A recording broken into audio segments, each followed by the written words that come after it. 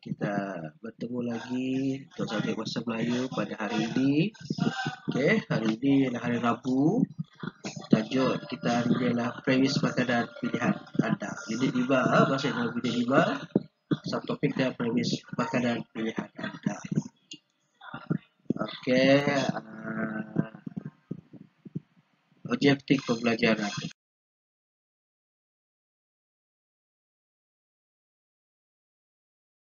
Ya.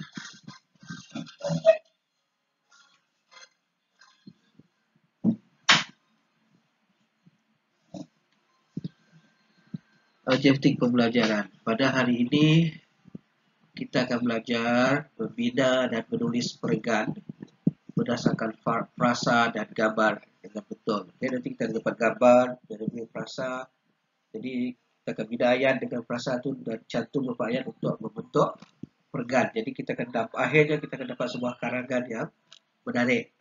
Itu yang objektif kita. Kita dah bina dan menulis peregan berdasarkan gambar dan frasa. Dia dah bagi. Jadi kita kena buat. Dia dah bagi frasa, dia dah bagi gambar dan ikut konteks. Okey, siapa ada buku teks tu boleh buka surah 29. Okey, buka 29. Tajuk dia premis makanan pilihan anda. Okey, cikgu baca dulu. Okey, dengar. Premis makanan pilihan anda.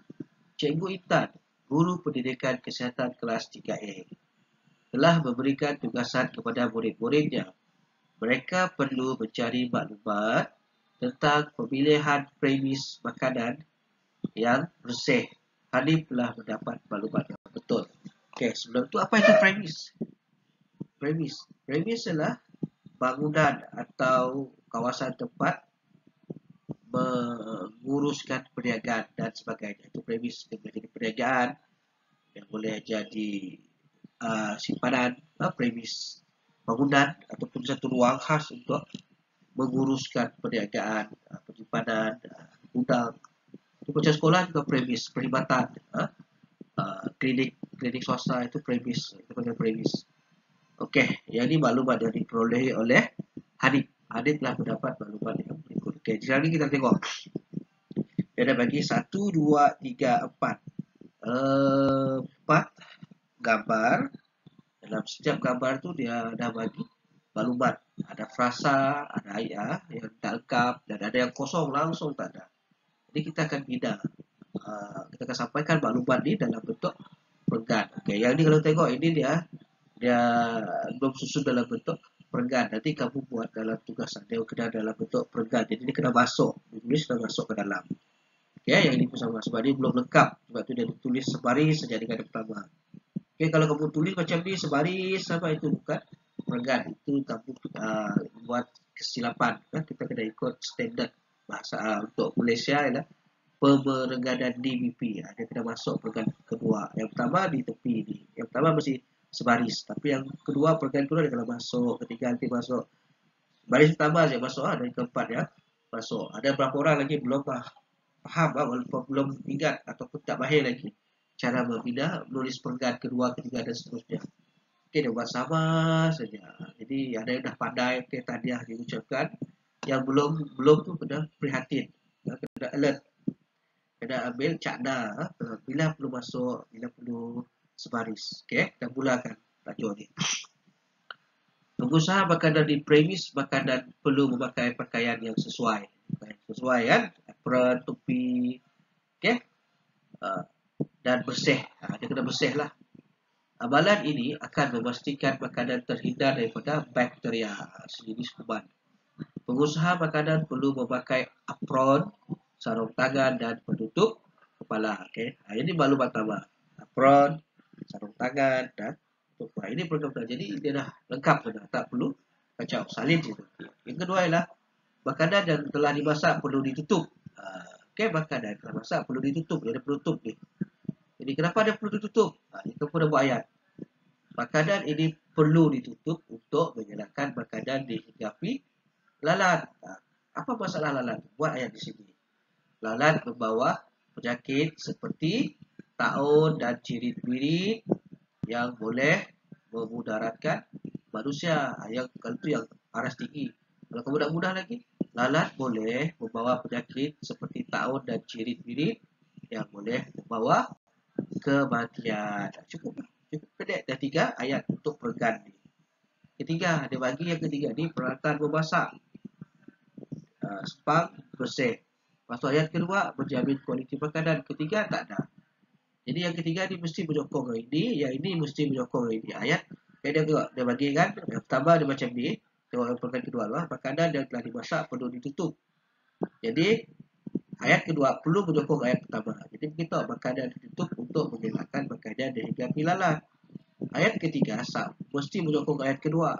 Lalat adalah pembawa penyakit taun, penyakit seperti taun dan penyakit taun yang menyebabkan cirit, birit atau membawa kematian. Silsilah dipanggil taun yang boleh menyebabkan cirit, birit dan membawa kematian ataupun membawa kemudaratan kepada kesihatan manusia. Itu caranya. Kemudian sini peralatan memasak bersih. Ini kita buat ayat sini. Peralatan memasak seperti apa? Ini kita boleh beritahu kuali, periuk, pinggan, sendok perlu sentiasa bersih. Lepas tu noktah. Sambung dengan yang kedua. Okey. Kebersihan peralatan memasak perlu untuk menjamin kualiti makanan. Titik. Yang ketiga mesti berkaitan dengan kualiti makanan. Kualiti makanan yang terjamin akan apa kesannya kalau makanan terjamin? Kita boleh beritahu akan disukai, diminati oleh pengunjung ataupun disukai oleh ramai orang. Jadi bila orang ramai suka, kamu boleh tambah sudah. Perniagaan akan bertambah maju. Apabila makanan diminati ataupun disukai oleh ramai orang, maka perniagaan itu akan sentiasa maju dan berkembang. Itu tambahan lah kalau kita nak tambah. Okay, boleh tambah sudah. Kalau dia bagi 3 ni wajib, dia boleh tambah sendiri. Kemudian gambar keempat. Keempat dia bagi ni gambar saja. Kemudahan asas dia punya tajuk, dia ada sediakan tong sampah, siki dan simbol ni tandas. Okay, apa maksud, apa kepentingan tong sampah ni? Maksudnya kita sampah tu dia tidak bertabur, dibuang di tempat yang betul. Ada kemudahan mencuci tangan. Ini penting kalau restoran makanan. Jadi sentiasa bersih. Kemudian tandas, dia ada sediakan tandas. Jadi kalau kemudahan ini disediakan di satu premis perniagaan makanan, orang rasa cukup selesa. Jadi kita bagi tahu sini. Premis itu juga menyediakan kemudahan asas. Yang pertama, apa kemudahan asas? Yang disediakan, kemudahan asas yang disediakan adalah seperti tong sampah, siki mencuci tangan dan tandas. Okey. Kita kena terangkan yang ini bersih. Okey. Semua kemudahan asas itu disediakan dalam keadaan bersih. Kenapa perlu bersih? Untuk menjamin keselesaan pengguna ataupun pengunjung premis. Jadi itu ayat ditulis. Okey. Premis berkenaan juga menyediakan kemudahan asas. Titik. Kemudian terangkan kemudahan asas yang disediakan adalah seperti tong sampah, siki, mencuci tangan dan tandas. Okey. Kemudahan asas ini sentiasa dalam keadaan bersih untuk memastikan keselesaan pengguna atau pengunjung. Cukup. Jadi dah ada 4 maklumat kita dah sampaikan. So, kita dah tulis, kita dah dapat maklumat dengan gambar, jadi kita kena buat ayat. Dah siap ayat tulis dalam bentuk peregan. Ini peregan pertama. Sebenarnya peregan pertama. Cikgu Intan. Okey. Ini peregan pertama. Kedua, pengusaha. Ketiga, kanan. Keempat, ada 5 peregan lah. Jadi, tugas kamu lah lepas ni. Okey, tugas kamu ialah kamu salin teks tadi dalam buku tulis. Okey, kemudian kamu bina mana yang tak lengkap tadi, ayat tadi, tulis semua tu dalam bentuk peregan. Jadi jawapan kamu perlu ada 5. Okey, ulang 5 peregan. Pertama dari Cikgu Intan, peregan kedua di pengusaha, tiga yang tutup, keempat tentang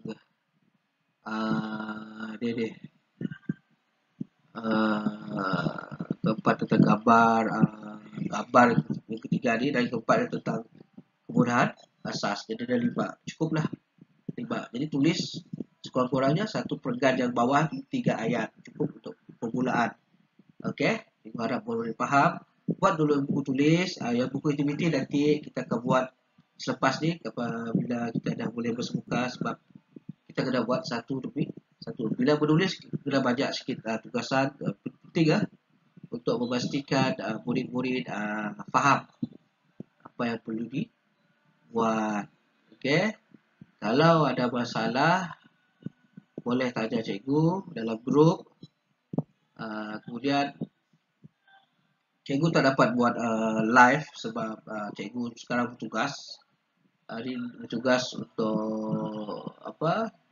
Untuk di luar sekolah, untuk ada tugasan di luar sekolah lah. Cikgu jadi kamu buat ada tugasan ni, hantar dah siap ambil gambar, hantar dalam Google Classroom. Bawah tajuk dia tadi premise kanan dah tadi. Jangan salah tajuk jangan hantar di tempat yang lain. Dia pastikan tanda letak tarikh. Bila tarikh tugasan tu supaya kamu tahu bila tarikh mana, tugasan mana. Okey? Okey, sekian. Terima kasih. Jumpa lagi.